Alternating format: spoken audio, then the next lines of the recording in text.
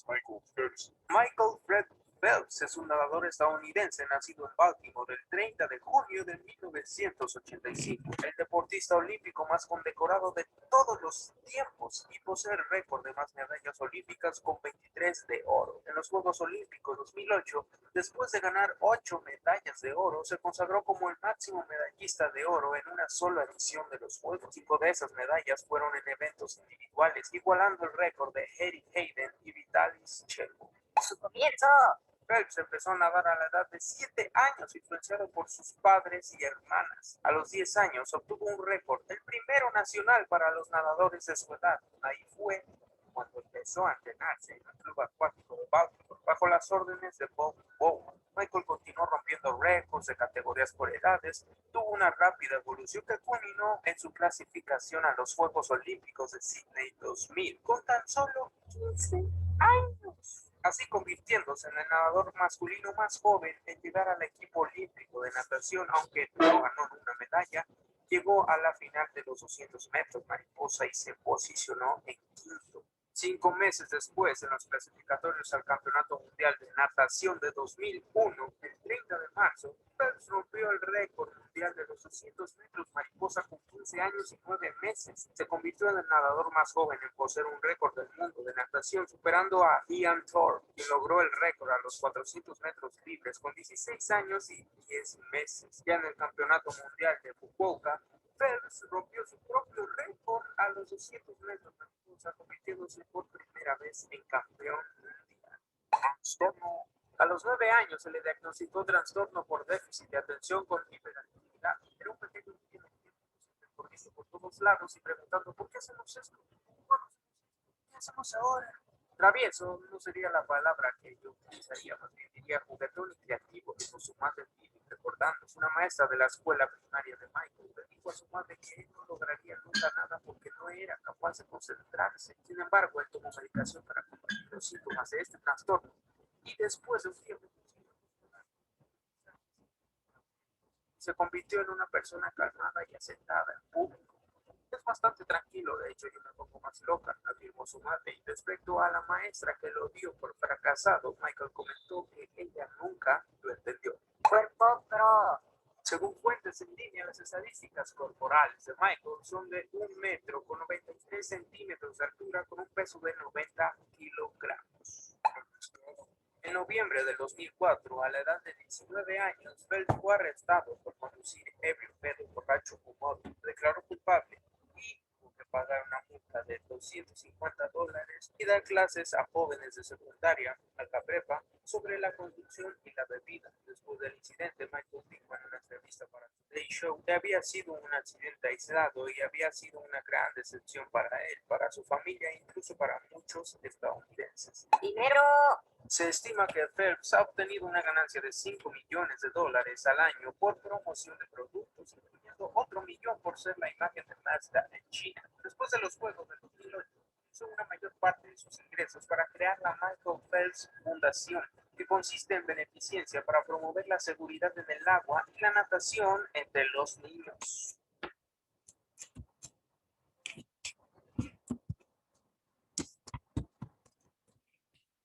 Bien, ¿no? Entonces ahí se ha reiterado algo de lo que mencionábamos o veíamos en esta primera diapositiva, como algunas variables aleatorias continuas que pueden enmarcarse dentro de esta función de densidad de probabilidad que estamos tocando en este caso por algunas mediciones que pueden establecerse en torno a este nadador de élite olímpica, hoy en día retirado, Michael Phelps.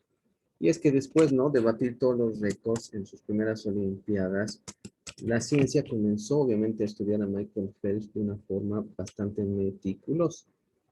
Y fue tras, sí, la primera olimpiada en la que él batió todos los récords que comenzó a estudiarse sobre todo su técnica y empezó a emplearse modelos matemáticos para obviamente predecir, pues, ¿no?, sobre todo la influencia de ciertas variables corporales o de técnica que él tenía sobre los resultados que él también lograba. Se puede decir que hoy en día los nadadores olímpicos tienen mucho de lo que Michael Phelps presentaba pues al mundo en sus primeras pruebas.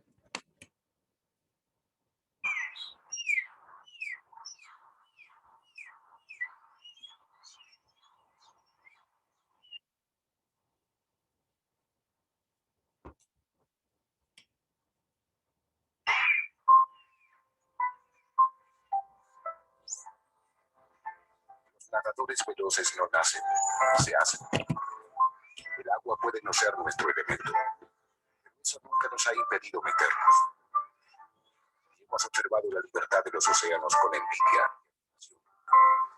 Uno de los nadadores más fuertes que ha existido ha dedicado su vida a desafiar los límites físicos del agua y de sí mismo. Phelps, de 22 años, le dicen un monstruo en el agua. Averiguaremos por qué. Phelps ha accedido a ser sujeto en un laboratorio de natación de alta tecnología, revelando secretos de sus movimientos natatorios que el ojo humano no puede ver. Cámaras especializadas capturarán sus movimientos mostrando las técnicas que han roto más récords mundiales que cualquier otro nadador de hoy en día.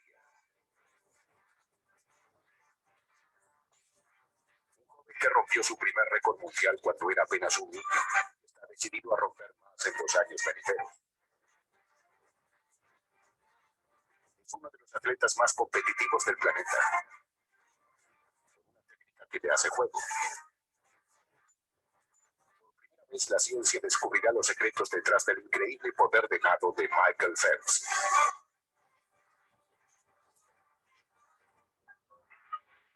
Forma perfecta, con todo su cuerpo flexionándose con la elasticidad de un látigo.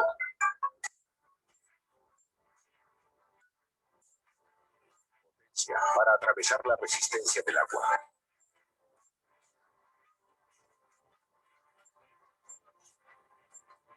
Giros que lo mantienen sumergido más tiempo que cualquier otro.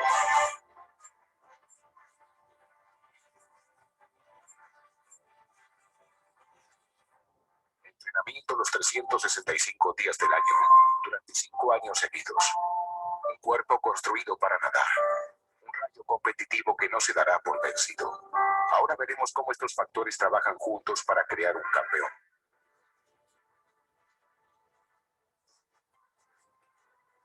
Milagroso cuerpo.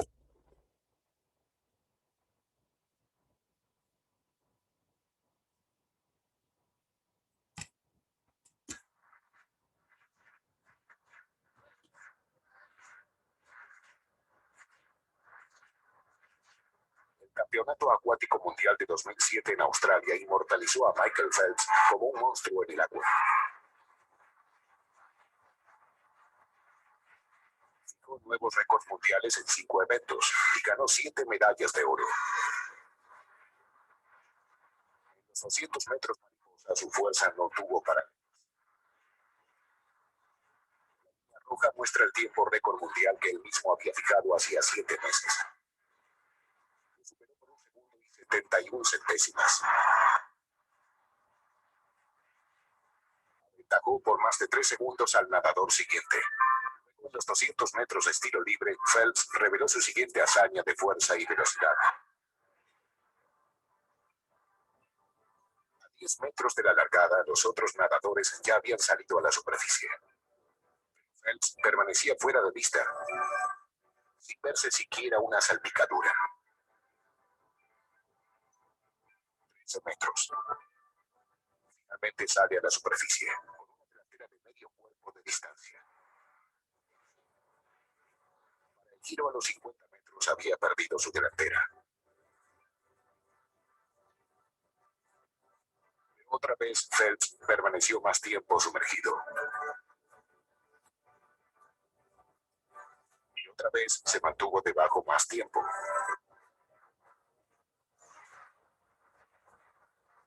Ahora, a los 150 metros, su último giro, el giro que cambió la naturaleza del deporte por siempre. En este punto de la carrera, hasta el nadador más fuerte está forzando los límites de sus sistemas cardíaco y respiratorio. Los otros nadadores salieron a la superficie después de 5 metros, con sus cuerpos gritando. No, Phelps, debajo del agua a 11 metros, el doble que los otros nadadores, y sacó una amplia ventaja sobre su competidor más cercano. Hizo parecer fácil. El récord mundial de este evento lo había fijado el australiano Ian Thorpe 6 años antes. Desde entonces la gente decía que tal vez no lo quebrara nunca, pero Phelps lo superó por 0.2 segundos. Michael Phelps había vencido a los mejores competidores de estilo libre del mundo.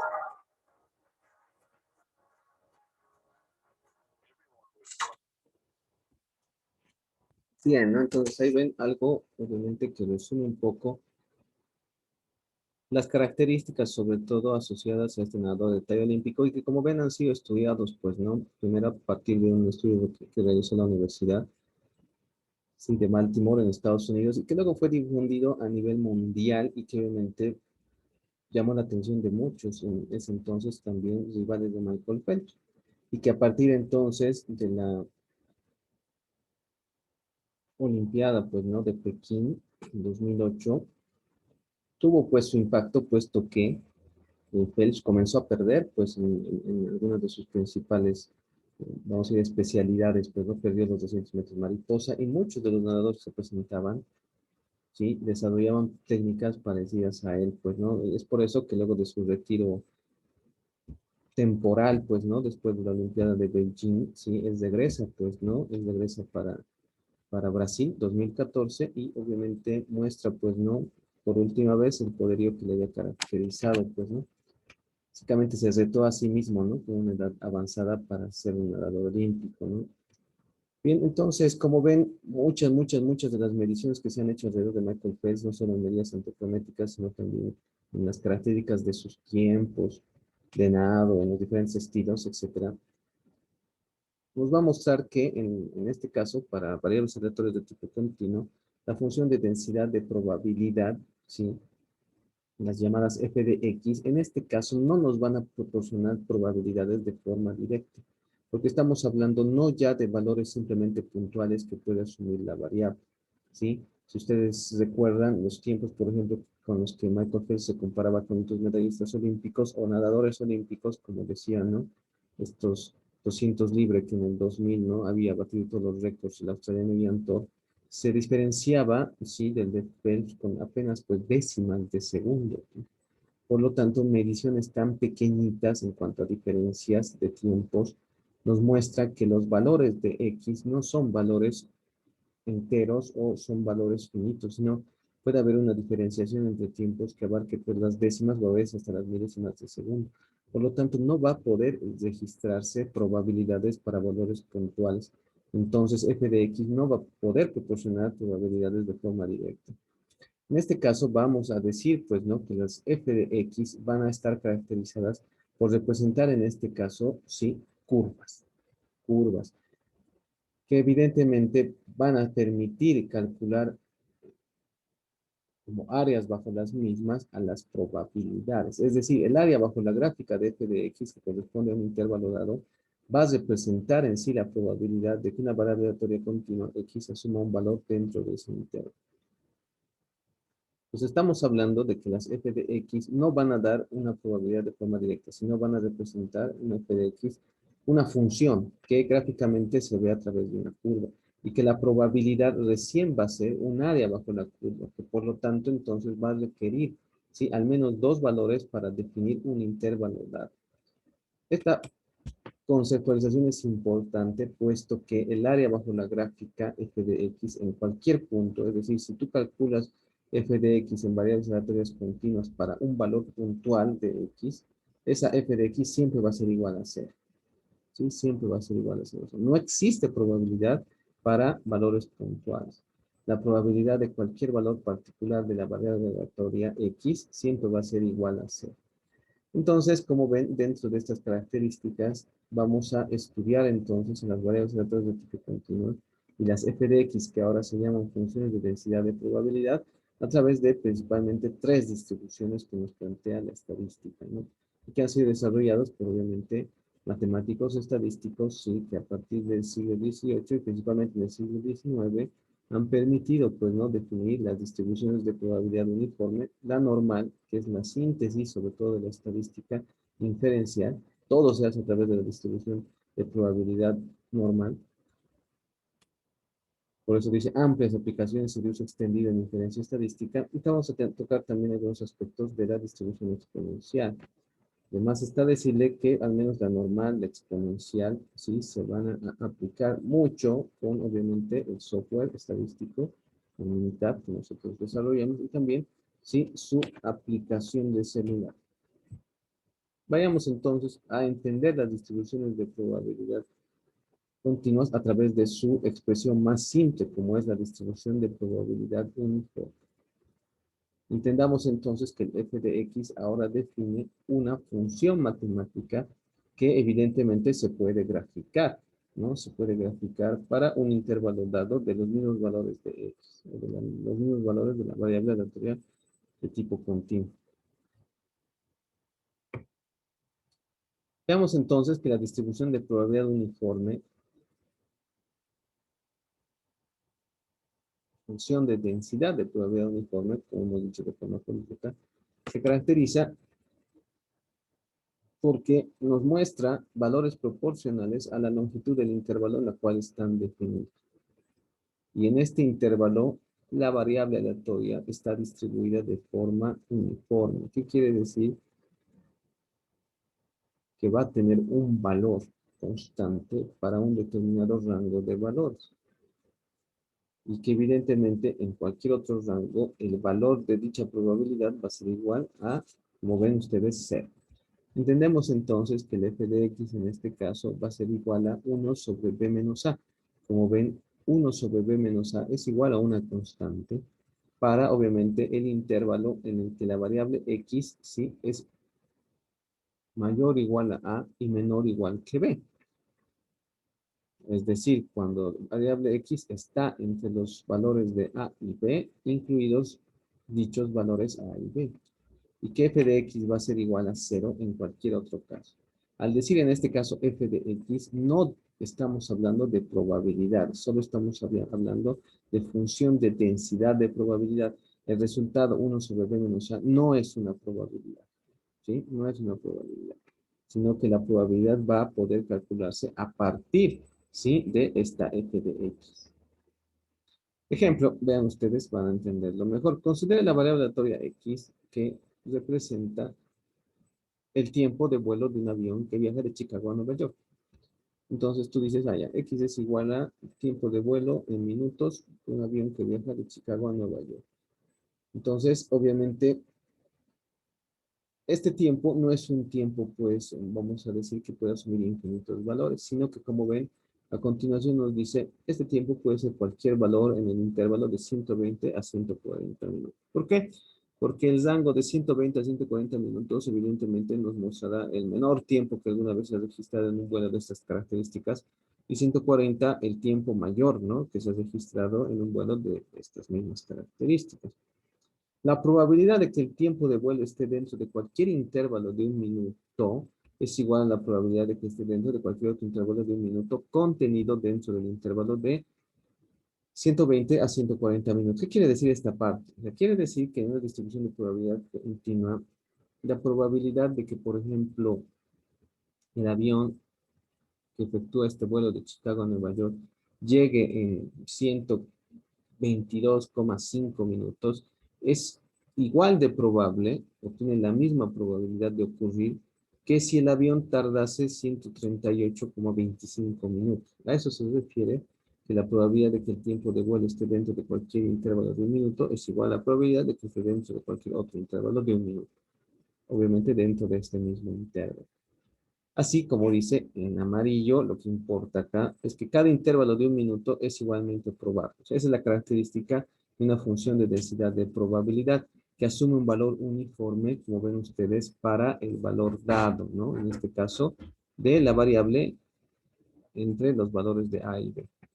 Como ven aquí, de forma directa, yo puedo tomar que el valor de A es igual a 120 minutos y el valor de B es igual a 140 minutos. De forma tal que evaluando los valores de B y A, nosotros tenemos que el f de x en este caso, ¿sí?, que determina la función de densidad de probabilidad para el tiempo de vuelo de un avión que viaja de Chicago a Nueva York en minutos, es igual a 1 sobre 20 para, ¿sí?, el intervalo de 120 a 140 minutos. Y va a ser 0 en cualquier otro caso. En cualquier otro caso. Lo primero que debe hacerse entonces con una función de densidad de probabilidad es llevar dicha curva a su representación gráfica. Si tú tienes el valor de una constante para el intervalo de 120 a 140, seguramente al representarlo esto en una gráfica tendrás que en el eje X Cuando yo pongo, ¿no? Fíjense, de 120 a 140, tengo un valor para este f de x, que represento a través de esta línea negra. ¿Sí? Esta es la curva, por así decirlo, en este caso una línea recta, que nos muestra el valor de f de x cuando x está de 120 a 140. ¿Qué quiere decir esto? Que en el rango desde 120 a 140, el valor de f de x es 1 sobre 20. ¿Sí? O 0,05 si tú quieres. Representados, obviamente, el valor de 1 sobre 20 en el eje Y. Ahora, si ya tenemos, ¿no?, la representación de la densidad de probabilidad, la función de densidad de probabilidad, la probabilidad de que, obviamente, el avión llegue en un determinado intervalo de tiempo va a ser siempre igual al área bajo la curva. ¿Bajo qué curva? Esta curva f de x. Por ejemplo, ¿cómo responderíamos a la siguiente interrogante? ¿Cuál es la probabilidad de que el tiempo de vuelo se encuentre entre 120 y 130 minutos? Es decir, si lo llevamos a P y en C, P aquí ya no asume valores puntuales, sino siempre debe estar definidos dentro de un rango. ¿Cuál es la probabilidad de que X, dice, sea un valor cualquiera mayor o igual a 120 o menor o igual que 130? ¿Sí? Si nosotros vemos esto, decimos, aquí está 120 y bueno, 130 está acá. Entonces decimos, calculemos, o sea, la probabilidad de que el tiempo de vuelo esté entre 120 a 130 minutos es igual al área bajo la curva en este mismo intervalo. Entonces, calculamos un área. Si gráficamente yo pongo aquí una línea, tengo un rectángulo, ¿no? Tengo un rectángulo.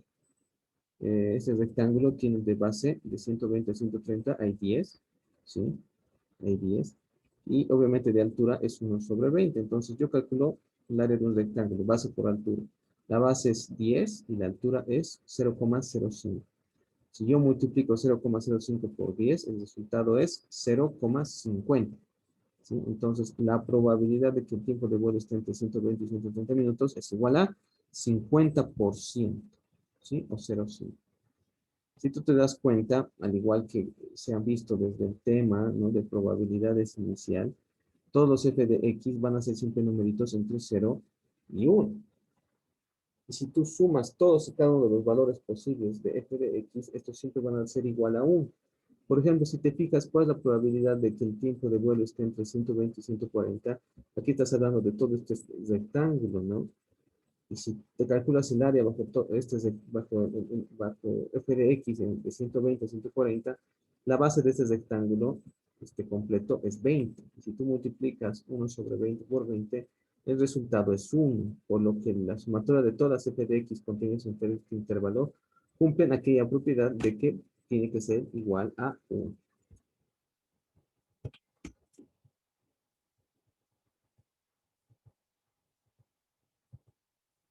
Aquí lo ven ustedes de forma más completa lo que veíamos, ¿sí?, anteriormente.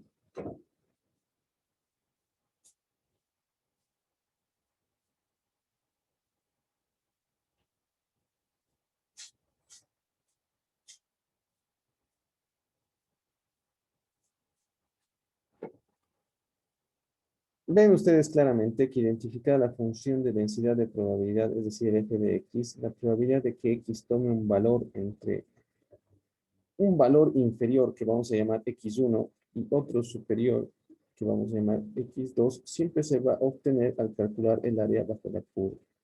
Y ustedes ven que se ha separado el intervalo de 120 a 130 y que evidentemente la probabilidad de que x asuma un valor